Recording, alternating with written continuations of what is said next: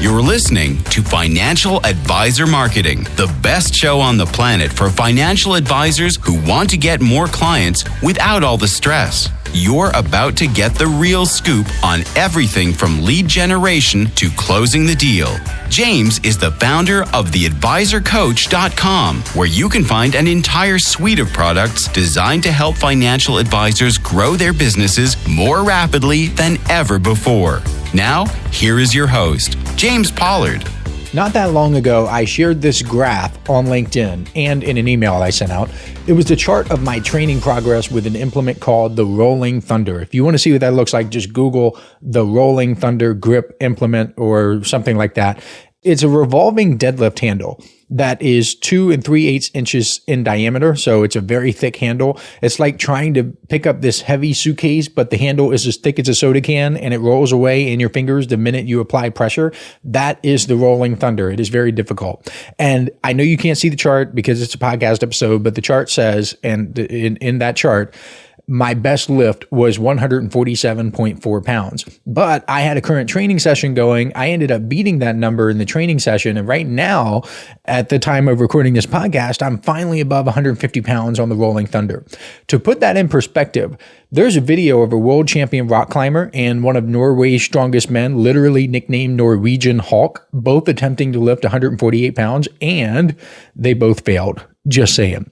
Anyway, I shared that chart because I wanted people to guess when I stopped trying to wing it and when I started actually listening to my coach. I know you can't see the chart because, again, it's a podcast episode, so I'm going to describe it. The beginning is all up and down. It's wild. Like, yes, I'm making progress, but also not really, if that makes sense. Then there's a point in the graph where it just goes up, and it stays up and slowly goes up and up and up for pretty much the entire rest of the graph. So it goes from up and down and wild gyrations and swings to just a slow and steady climb. That point where it transitions to the slow, steady climb is obviously when I started listening to my coach. There's a marketing lesson here. Lots of financial advisors try to figure everything out themselves and then wonder why their business isn't growing as much as it should. I'll never forget one of the things my grip coach told me when he told me to do something and I disagreed with him. When I challenged him on it, he basically said, I am stronger than you. I have the results you want. If you do what I say, then you'll probably get better results. I mean, he said it in slightly harsher language than that. I mean, a couple F-bombs in there, but still, very good lesson. It is an incredible life lesson. And I know many financial advisors who need to learn this lesson. Because sometimes I want to be the just shut up and listen guy, but I'm too nice. I really am. I know sometimes I play the character of, grumpy, arrogant kind of guy, but I am kind of timid when it comes to saying, look, just shut up and listen to me. I don't really do that. But sometimes I really want to. Sometimes I want to be like, listen to me. You are in your 40s or 50s and you're still treating your business like a job. The clock is ticking. Let's go. You are not thinking like a business owner. If you knew what to do, then you would have done it by now. You would have already had the results. Okay. So like, how is this working for you? But I don't. I put on the nice James face. And actually, you know what? That's not true. Every so often I'll let it slip out. For example, I had this one financial advisor try to talk to me about making money in a money-related topic and optimizing for money and all this other stuff. And he gave me his opinion, which was exactly that, an opinion. And he kept nagging me about it. Like, I respect people's opinions. We have the First Amendment. You can say whatever you want. We have freedom of speech. That's cool. Like, you can have your opinion. Everybody is entitled to an opinion. That's okay. But don't keep coming at me with your dumb opinions, or at least my opinion is that it's a dumb opinion. And eventually I just straight up said, hey, whatever, just do what you want. But what do I know? I only became financially independent in my 20s doing it my way. If I did it your way, I'd be stuck in a cubicle somewhere living for the weekend. Because, I mean, at some point you just have to pull up and show these people. Just like my grip coach said, he was stronger than me, and he is stronger than me in almost every single way physically. I would be so dumb not to at least consider what he told me to do. And that doesn't mean I have to listen to him. I can do whatever I want to do. I have the freedom to do anything, really, just like you can do whatever you want to do. But the results are the results, and the consequences are the consequences. If I listen to him, then I get the consequences of listening to him. If I do it my way, then I have to live with the consequences of doing whatever I thought was right. That is how I feel in the marketing world. The guy here that I'm talking about, the grip coach, he already has the lifts I want to do. There's nothing I can do to help him get stronger. I am not the one contributing in that aspect of the relationship. He's got that covered, right? That is how I feel. I'm already generating tens of thousands of leads with my marketing materials. My website has already gotten millions of visitors. I've already done the work. I already know how to write good direct mail letters and sales letters and webinars and emails and all that. I am good. Trust me, I have the skills. I remember in one of my webinars about email marketing, I put a screenshot in the presentation where I made something like $400,000 from one email marketing campaign. Don't quote me on that because I don't remember the exact figure, but it was something like $400,000. It was in that area. So if you're someone who wants to get better at email marketing, you can either listen to what I say or just do whatever you think is right, and we can compare results, right? Like chances are, for the average financial advisor, I am making more than he or she makes in an entire year with one single email campaign. So maybe I kind of sort of know what I'm doing. I hate to be that guy. I hate to be the one who's like, oh, look at me. Let me beat my chest. I'm so important and rah, rah, rah. I'm really not like that. Trust me. But sometimes I just get tired. I just get sick of it. I get sick of the people who think they know better and like they don't, right? And I keep bringing the grip stuff up because I, for a brief second, thought I knew better. And I just didn't. I was just being dumb. And I've been dumb a lot. I'm going to talk about another dumb thing that I did. I had another financial advisor try to call me out for my thoughts on cash flow. And he kind of mockingly said that if I wanted cash flow, I could do covered call ETFs. Well, what he didn't know, because he assumed, and you know what happens when you assume, he didn't know that I recently sold like $57,000 worth of a covered call ETF for that exact purpose. So I shared that screenshot with him, and I showed him right then and there that I'm already doing that, and it's not a problem. Again, sometimes you just got to pull up and show them. Don't let these people play with their name. Legendary marketer Dan Kennedy used to pose this question to his audiences. Would you rather be right or be rich? Sadly, lots of people would rather be right. They would rather be quote unquote right by sticking to their existing beliefs and opinions. I see it all the time with financial advisors. They'll get a proven marketing strategy from someone like me or another person or someone with the results. And the financial advisors will argue with the same person trying to guide them. Like they're trying to help you. Why are you fighting these people? They'll say things like this. That won't work in my area. And side note, I get this all the time with financial advisors in Australia and the UK and Canada, which is weird to me because human psychology doesn't change just because you cross a border. Okay. If I am in Niagara Falls, New York, teaching marketing to financial advisors and helping them with their marketing, and I walk a couple feet to the west and north, so northwest, I guess, and I am in Niagara Falls, Canada, human psychology didn't just change. It's not like we feel a disturbance in the forest and all the rules go out the window and nothing works anymore. That just does not happen. Okay. Human psychology is the same. Marketing is about psychology. That is what it is. They'll say things like my clients are different, which is crazy to me because I have helped financial advisors with all sorts of clients, retirees, pre-retirees, divorced people, people with young children, people with older children, college planning, estate planning, every occupation under the sun within reason, firefighters, first responders, doctors, all sorts of medical professionals, corporate executives, business owners. Like I have been in almost every single market. It is rare at this point that I encounter a market that I haven't really had that much experience with. In a recent office hours, I think it was one or two people were asking about general contractors, and they got me there. Like, yes, I have financial advisors in my world who work with general contractors, and I deferred to them, but I don't have that much direct experience helping financial advisors market to general contractors. But that rarely happens anymore. They'll also say things like, I tried that and it didn't work. Never mind that the strategy has worked for hundreds of other financial advisors or thousands of other financial advisors. Never mind that the ones who want to argue all the time are stuck where they have always been. They would rather be right in their beliefs and opinions than be rich. And put another way, they would rather be right than have the results. Right? In the case of my grip training, my coach prevented me from going down the dangerous path of believing I knew better than him. I did not know better than him. And when it comes to financial advisor marketing, I likely know better than you. It does not mean I'm better than you as a person or smarter than you or more talented than you or any of those things. But when it comes to marketing, I have spent years in the trenches. I've tested, I've refined, I've implemented strategies with tens of thousands of financial advisors at this point. I have seen what works. I've seen what does not work across different markets, different business models, different personality types. I have seen it. But enough about that. Let me pay off the title of this episode, which is Stop Trying to Justify What You Charge. Here's what I mean by that title. A few months ago, one of my online ads completely flopped. It was a big loser. It did not do well. And it went like this. I'm not going to read the whole thing, but I'm just going to give you an idea. It was for the Inner Circle newsletter, and it said, the James Pollard Inner Circle isn't cheap. If it was cheap, it wouldn't be physically printed and mailed to your door each month. It wouldn't be stacked with campaign breakdowns that pull real world results. It wouldn't be backed by a decade plus of working with financial advisors within the trenches proof. That copy is brilliant. I love that. But I made an enormous miscalculation which caused the ad to fail miserably. You see, I assumed that people thought of the Inner Circle as expensive, and I quickly found out they did not, because I got emails and messages from financial advisors like, James, why is your Inner Circle so cheap? I've paid way more for masterminds and courses that don't deliver half the value you do. James, why is it only $199? Why is it only this? Why is it so cheap? And that's when it hit me.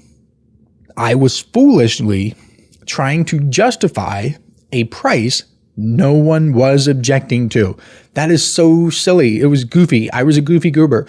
I can't believe I made such a rookie mistake. And it goes to show you that experience does not make you immune from errors, because I made a dumb. Please learn from me. Do not try to justify your value if people aren't objecting to it, because you don't justify your price based on what you think. You justify it based on what your prospective clients think. And if your prospective clients aren't pushing back on your fees, if they're not flinching or hesitating or even mentioning your price at all, then why in the world would you bring it up in the sense of trying to justify it? Like, yes, bring it up. Yes, be transparent about what you charge. Yes, make sure they know. But why would you try to convince or persuade or give more than is necessary? When you try to justify something they're not even questioning, you actually plant the seed of doubt that wasn't there to begin with. So I got people to think that the Inner Circle was expensive despite them thinking that it was cheap, that it was inexpensive.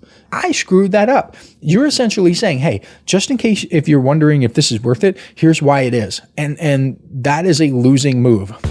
Listen up, financial advisors. This is something special I'm doing exclusively for people who listen to this podcast. If you subscribe to the Inner Circle newsletter over at theadvisorcoach.com/coaching, I will send you a collection of 7 copyright-free emails personally written by me that you can use right away to begin getting more clients. I call these my objection-busting emails because they're designed to overcome the biggest objections financial advisors face. All you have to do is send me an email letting me know you've subscribed, and I will reply back with a link where you can download them for free. I originally offered these in the May 2024 Inner Circle newsletter issue, and it was one of the most popular bonuses I've ever given away. Today, these 7 objection-busting copyright-free emails are only available to listeners of this podcast because I'm not mentioning them anywhere else. Go to theadvisorcoach.com/coaching to subscribe today. Now, back to the show. I want you to imagine walking into a steakhouse or something like a Morton's or a Michael Jordan steakhouse, which is phenomenal, by the way. There's one in Mohegan Sun in Connecticut. There's all of the best. And there's one in Chicago. There used to be one in, I believe, Washington, D.C. I think. I have not been to that one, but I've been to the Chicago one. I've been to the Mohegan Sun. They are both, so good. So Michael Jordan Steakhouse, okay? And the waiter comes up to you and says, now, I just want you to know, this steak is, I don't remember how much it is, but let's just say $78 because it's dry aged for 45 days and seared in a Wagyu beef tallow. That's why it's so expensive. You'd be like, okay, I didn't ask, but okay. But when the waiter brings up the price and starts to justify it and it is kind of defensive about it, you're thinking about the price. You're wondering if it's worth it. And it's the same with financial advisors. Too many financial advisors will say stuff like this. Well, I charge $5,000 for a full financial plan, but that includes X, Y, and Z. And I also do quarterly reviews. And here's a spreadsheet I made. And no, stop right there. Because if people are not objecting, do not start defending. Just say the price, state it like it's a fact, because it is. You don't need to explain it. You don't need to cushion it. You don't need to apologize for it, at least not in all cases. As with everything in marketing, there is nuance to this, but I'm just giving you the general idea of why you should not try to do the thing that I did, which is basically say, here's why it's so expensive. Let me say something else that might sting a little bit. The moment you start over explaining your fee, you have already lost posture. You're coming from a place of insecurity instead of a place of authority. I did that. I didn't even realize that I was doing it, and prospects can feel it.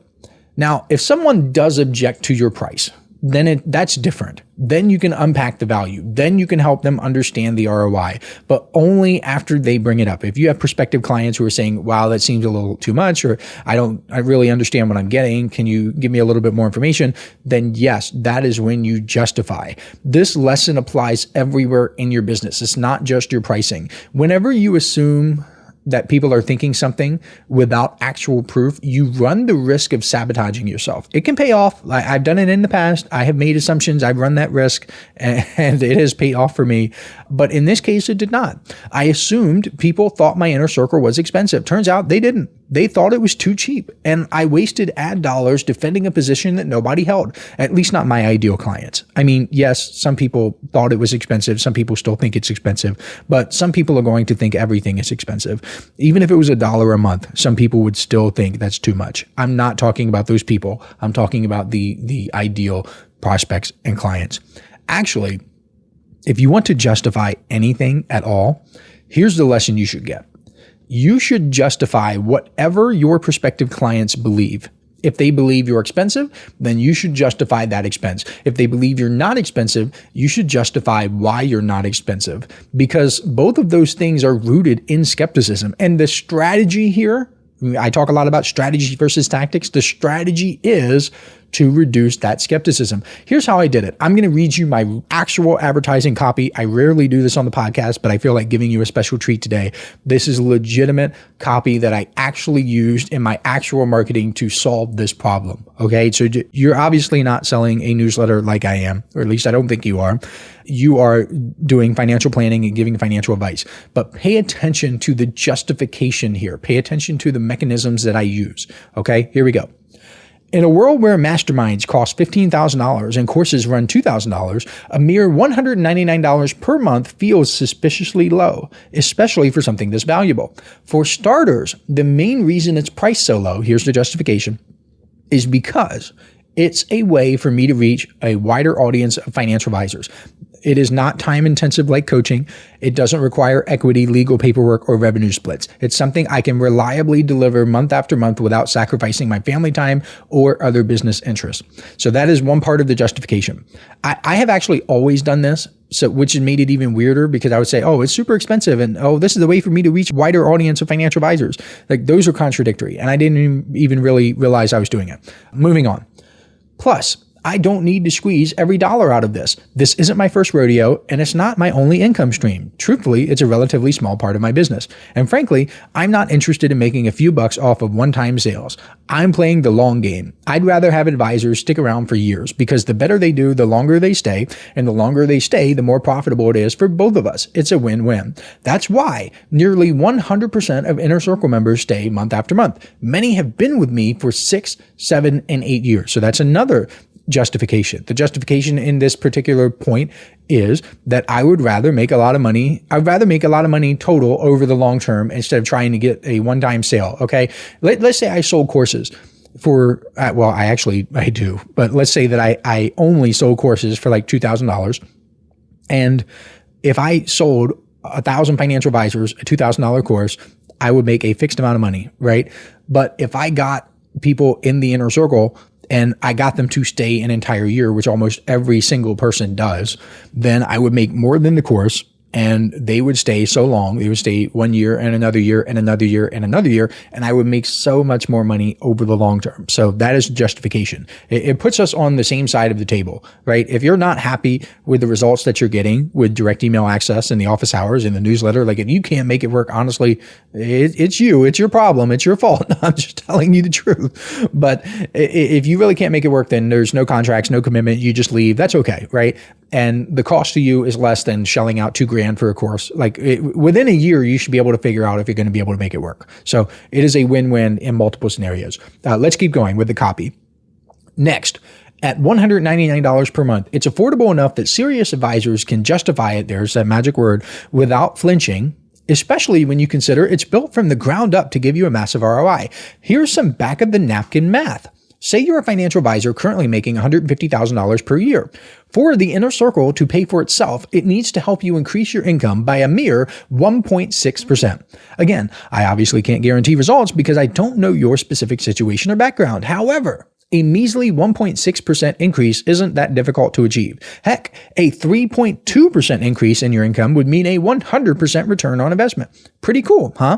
So that is one of my favorite ways to justify, especially with financial advisors, just pulling back the curtain a little bit, because financial advisors tend to be analytical and logical, and they think in terms of numbers. If I can just come out and say, look, this represents 1.6% of your business income.